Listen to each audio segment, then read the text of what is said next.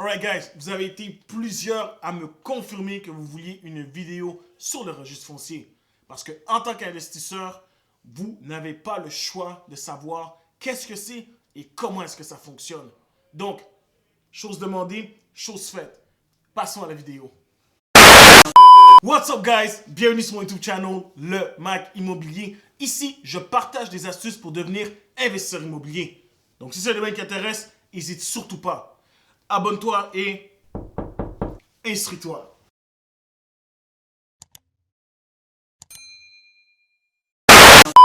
Donc, dans la vidéo d'aujourd'hui, guys, on va parler du registre foncier. Parce que comme je vous ai dit dans la dernière vidéo, c'est vraiment l'outil de base pour les investisseurs immobiliers. Ça nous permet de confirmer certaines informations et ainsi de suite. Mais avant d'aller plus loin, c'est une vidéo sérieuse, guys. Donc, je pense que je vais mettre mes lunettes. Voilà. Donc là, je suis en mode sérieux. Donc, tout d'abord, c'est très important de comprendre qu'est-ce que c'est le registre foncier. En fait, il s'agit d'un registre de toutes les propriétés ici au Québec. C'est-à-dire, depuis qu'une propriété est construite, chaque transaction, peu importe qu'est-ce qui se passe sur la propriété, c'est enregistré au registre foncier. Maintenant, on me dit, OK, mais quel type de transaction et ainsi de suite. Première chose, lorsqu'on vend la propriété, c'est pour ça qu'on passe chez le notaire. Donc, le notaire, c'est pour ça qu'il est l'intermédiaire entre l'acheteur et le vendeur. Parce que c'est le notaire qui enregistre les informations au registre foncier. On voit l'hypothèque, combien vous avez eu d'hypothèque, le montant payé, et ainsi de suite.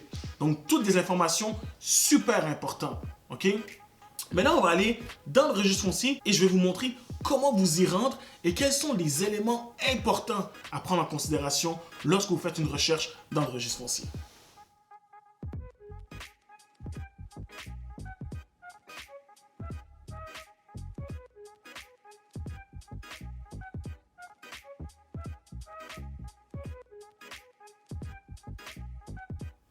Donc tout d'abord, c'est super important avant de commencer à naviguer sur le registre foncier de savoir avec quoi est-ce qu'on navigue. Eh bien, on doit naviguer avec le numéro de lot de la propriété auquel vous voulez avoir des informations. Donc exemple, la maison sur laquelle vous habitez, il faut connaître votre numéro de lot et par la suite, aller le mettre au registre foncier et à partir du numéro de lot, il va être capable de sortir toutes les informations. Et là maintenant, vous allez me dire, oui mais Mac, c'est quoi un numéro de lot?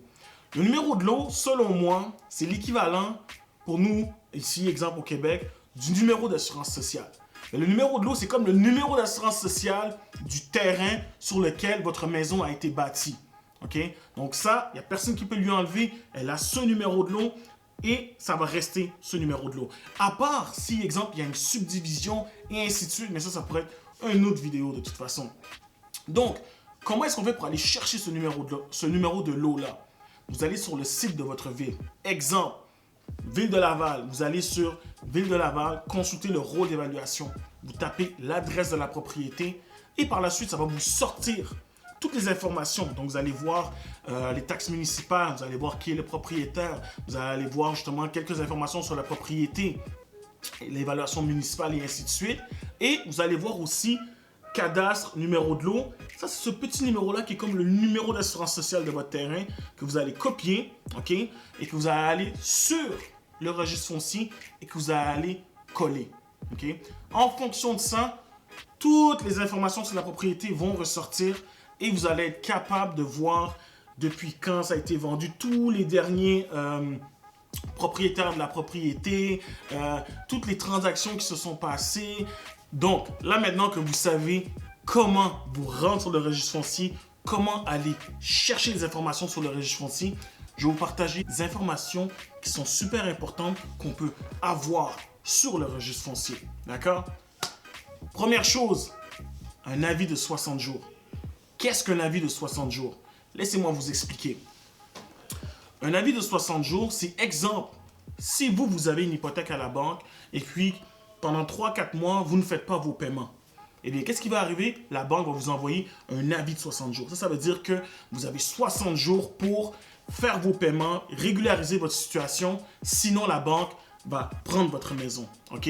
Puis en général, lorsqu'ils réussissent à récupérer la maison, c'est ce qu'on appelle une reprise de finances. Avant ce processus-là, il y a plusieurs étapes justement qu'il faut prendre en compte. Donc, on va se dire la vérité, même si ça s'appelle un avis de 60 jours, ça ne prend pas que 60 jours récupérer la maison. Ça prend un certain temps. OK? C'est pour ça que nous, les investisseurs, on va intervenir et on va essayer de régulariser la situation du propriétaire pour justement acheter sa propriété, lui remettre un certain montant de plus, justement pour qu'il puisse se refaire une vie, se rebâtir. Parce que lorsque la banque vient et prend sa propriété, elle lui laisse avec un gros zéro. OK? Donc, nous, en tant qu'investisseurs, ce qu'on veut, c'est venir essayer de négocier un prix qui est intéressant pour lui, qui est intéressant pour nous, éventuellement, dépendamment de ce qu'on veut faire, pour aider le propriétaire. C'est vraiment dans l'objectif d'aider. Alright? Ensuite, qu'est-ce qu'on peut voir d'autre au niveau du registre foncier? Les successions. Les successions, exemple, vous héritez d'une propriété. Malheureusement, un membre de votre famille est décédé et puis vous avez hérité, exemple, d'une propriété, mais vous êtes déjà propriétaire d'une propriété à Québec et vous héritez d'une propriété à Montréal. Donc là, vous devez faire l'entretien, vous devez payer les taxes et ainsi de suite. Donc, qu'est-ce que vous allez préférer faire, bien sûr? C'est vendre la propriété, justement. Donc, nous, encore une fois, en tant qu'investisseur, on veut rendre service. Donc, qu'est-ce qu'on va faire? On va aller acheter la propriété pour justement enlever un fardeau aux personnes, justement, qui ont hérité de cette même propriété-là. All right? Donc, les successions, il faut savoir que c'est quand même vendu sans garantie légale. Ça veut dire sans garantie légale, c'est que si, exemple, on découvre un vice caché dans la propriété, eh bien, on ne peut pas revenir contre le vendeur parce qu'il n'y a jamais habité ou quoi que ce soit. Donc, important de prendre ça en note. OK? Maintenant, une troisième chose qu'on peut voir au niveau du registre foncier, l'hypothèque. Ce qui est intéressant avec l'hypothèque, OK, c'est que, regardez, vous êtes capable de voir que vous voulez acheter une propriété, vous savez que, exemple, il reste, lorsqu'il a acheté la propriété, exemple, l'hypothèque était de 300 000, OK? Mais vous êtes capable de faire un petit calcul, exemple, que vous l'achetez 10 ans plus tard, de savoir qu'il ne reste plus de 300 000 d'hypothèque, right? Donc, ça permet de comprendre un peu, puis de jouer un peu avec les chiffres, de comprendre la game de l'immobilier, justement. Et si vous vous posez des questions, est-ce que la personne a refinancé ou quoi que ce soit, ben, l'information aussi, elle apparaît au registre foncier, parce que ça nous démontre combien de plus la personne a sur son hypothèque. Donc ça, c'est une troisième information super importante qu'on peut découvrir au registre foncier. OK? Ensuite, quatrième chose qu'on peut découvrir au registre foncier, encore plus intéressant, le prix payé. On est capable de savoir combien est-ce que la propriété, elle a coûté.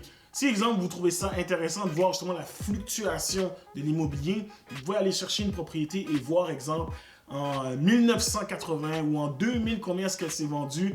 Et vous êtes capable de voir la fluctuation de combien est-ce que ça vaut maintenant. C'est vraiment, vraiment spécial. Donc ça, c'est l'information qu'on est capable de voir au registre foncier, encore une fois.